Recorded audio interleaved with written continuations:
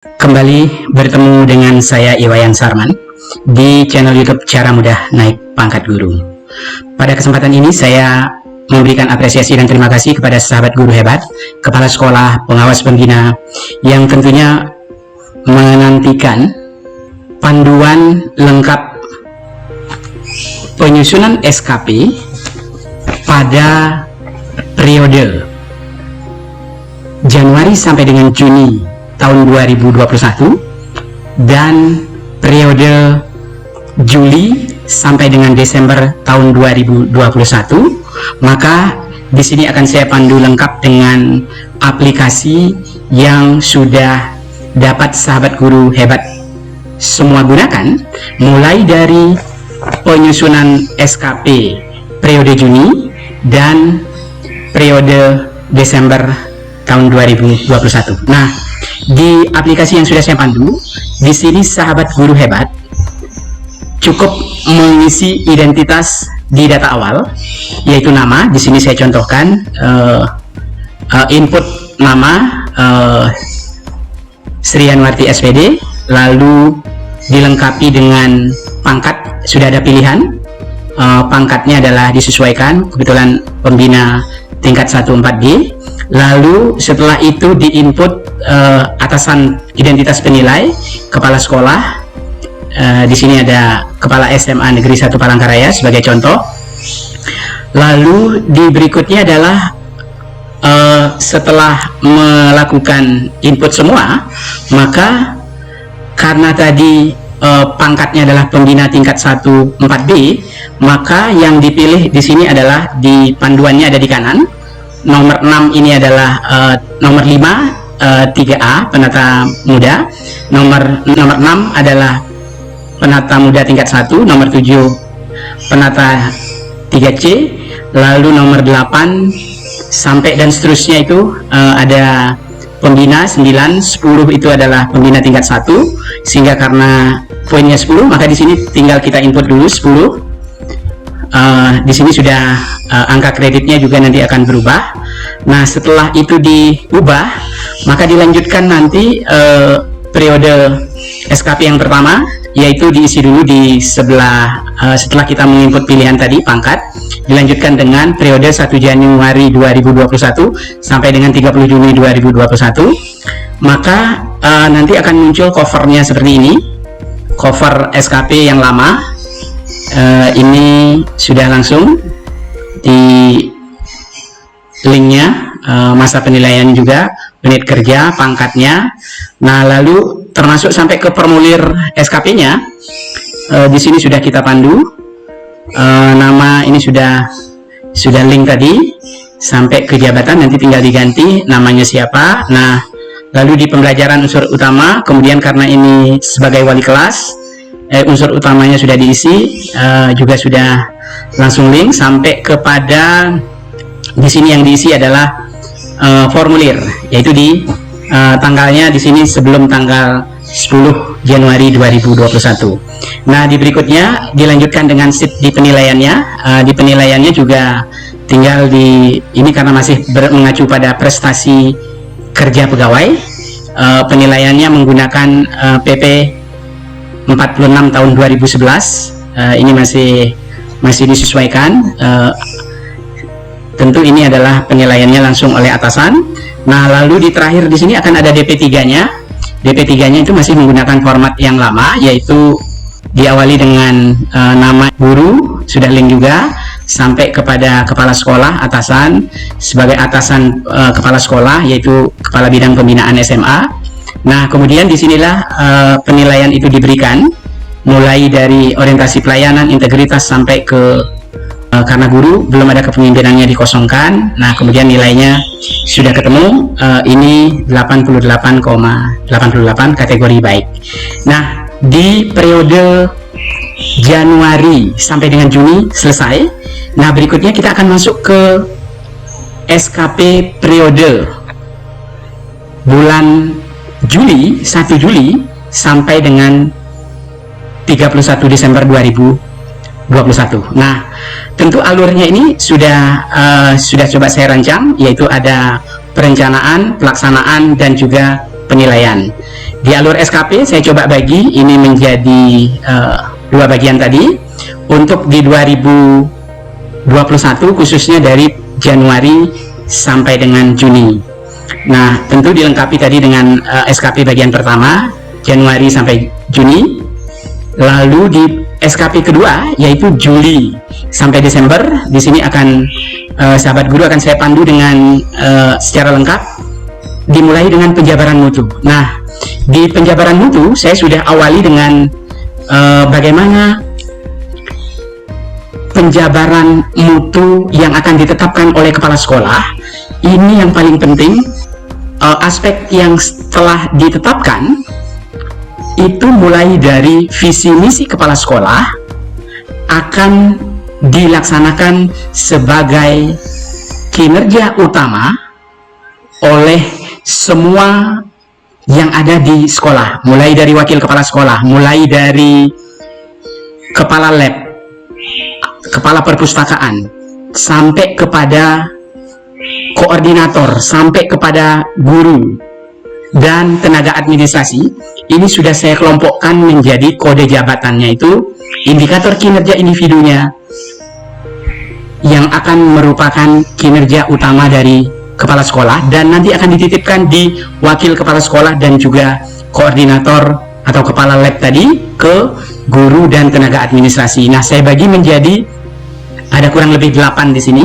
Nanti silakan sahabat guru hebat pilih mana yang akan menjadi kinerja utama kepala sekolah dan mana yang itu merupakan kinerja individu dari masing-masing yang ada di sekolah. Yang pertama itu adalah terwujudnya warga sekolah berkarakter Pancasilais, berprestasi dan berwawasan global. Sampai kepada yang kedua, ini adalah peran yang dimainkan oleh wakil kepala sekolah, yaitu terwujudnya perencanaan, pelaksanaan, monitoring, dan evaluasi sekolah mengacu pada rapor mutu. Kepala sekolah dan wakil kepala sekolah yang mempunyai peran nomor 2. Nah, kemudian di nomor 3 ini adalah aspeknya sudah dimiliki oleh peran guru, yaitu pembelajaran model inovatif berbasis teknologi dan telah dilakukan oleh guru. Ini sudah kita jabarkan. Sampai kepada instrumen penilaian berbasis HOT setelah dikembangkan oleh guru. Ini adalah ranahnya guru. Sampai kepada di berikutnya, supervisi guru telah dilaksanakan oleh pengawas pembina dan kepala sekolah. Ini adalah milik dari pengawas sekolah dan kepala sekolah. Dan di berikutnya, pengembangan keprofesian berkelanjutan ini wajib dimiliki oleh kepala sekolah dan juga oleh guru. Dan di tugas tambahan juga miliknya guru dan kepala sekolah. Lalu ini yang terakhir adalah tugas administrasi. Nah, setelah itu otomatis di perannya ini juga akan sudah dibagi tadi. Mana peran kepala sekolah, mana peran guru, mana peran wakil kepala sekolah, koordinator dan seterusnya. Nah, lalu di sini sahabat guru di rencana kinerja dari penjabaran masing-masing peran nanti yang dititipkan, maka ini yang pertama, sahabat guru nanti tinggal memilih, karena di sini sudah saya bantu dengan PLOOKUP-nya, itu tinggal memilih kode dari 7 yang ada. Misalnya kalau nanti dipilih di sini 1, tapi ini wajib 1 ini menurut saya harus dipilih oleh semua wakil kepala sekolah dan juga oleh guru.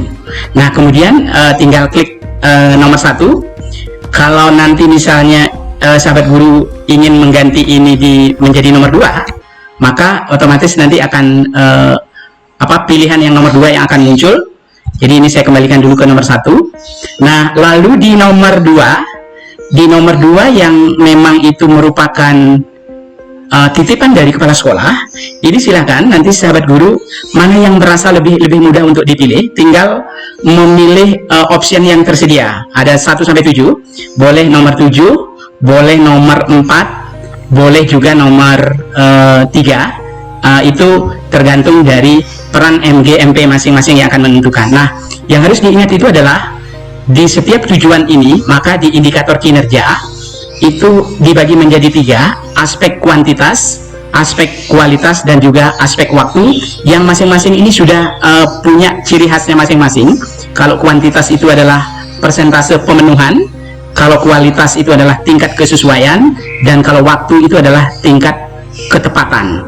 Nah, dan seterusnya sampai kepada nanti ini milik wakil kepala sekolah, silakan dipilih nanti mau guru itu memilih 1 atau 2, tergantung nanti kesepakatan dari kepala sekolah dan juga wakil kepala sekolah yang harus memang ini dirapatkan, mana yang ini akan menjadi kinerja utama dari wakil kepala sekolah, mana kinerja utama dari guru, mana koordinator dan seterusnya. Lalu di ketiga itu adalah di pengembangan model pembelajaran, ini juga sudah disediakan, silakan dipilih, saran saya pilih 2 dari yang sudah saya pandu ini, sampai kepada supervisi dan pengembangan profesi keberlanjutan juga demikian. Dan di berikutnya itu adalah di tugas tambahan, nanti silahkan digunakan. Nah, yang paling penting adalah bukan hanya sekedar memilih, tetapi bagaimana target yang di sini sudah ditetapkan. Apakah sahabat guru hebat semua sudah berani menetapkan target itu 80-90%? Kalau di ketepatan waktu itu adalah 1-3 bulan. Nah, kalau ini dirasa dipandang belum, maka silakan sahabat guru menyesuaikan dengan kondisi masing-masing agar direalisasinya nanti itu betul-betul tercapai. Nah, di berikutnya saya akan pandu bagaimana keterkaitan antara rencana kinerja dengan keterkaitan dengan angka kredit. Nah, di sini juga sudah dipandu dengan ini ada yang belum link ini ya, di jabatannya ini S6, kemudian ini harusnya coba saya klik di S7. Nah, sebentar, ini berarti ada yang tidak sesuai, nanti akan saya coba pandu, karena di sini adalah kepala sekolah, ini kepala sekolah, berarti saya coba buat polanya dulu begitu, kepala sekolah. Nah, lalu di berikutnya di angka kredit ini juga sudah menyesuaikan, nanti tinggal kalau di sini adalah tim pengembang kurikulum itu 5%, tinggal melihat nanti di data awalnya pangkat Bapak Ibu itu apa. Jadi yang sudah diblok ini otomatis ini tidak diganti, ini akan ada data panduan di awal, dan yang putih silakan nanti ini menyesuaikan. Lalu di berikutnya ada di verifikasi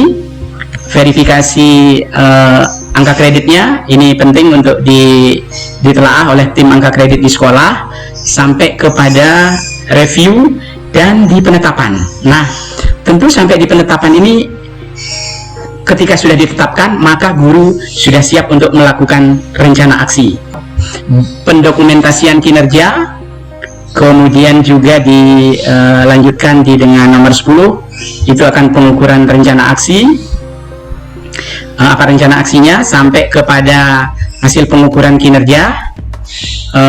Di berikutnya adalah di pengajuan ide, sampai ke penilaian SKP untuk di penilaian, kemudian di penilaian kinerja aturan yang baru, sampai kepada nanti terakhir itu sahabat guru hebat akan dipandu dengan bagaimana melakukan pengintegrasian. Tapi sekali lagi, poin pentingnya adalah bagaimana sahabat guru untuk membagi penjabaran mutu di sekolah, mulai dari peran masing-masing, khususnya di kepala sekolah, wakil kepala sekolah, kemudian koordinator, guru, hingga pengawas pembina dan kepala sekolah akan melakukan supervisi, sampai kepada tugas pengembangan keprofesian keberlanjutan, tugas tambahan yang harus direncanakan oleh sahabat guru hebat semuanya. Mudah-mudahan bermanfaat. Terima kasih, salam sehat dan sukses selalu untuk kita semuanya.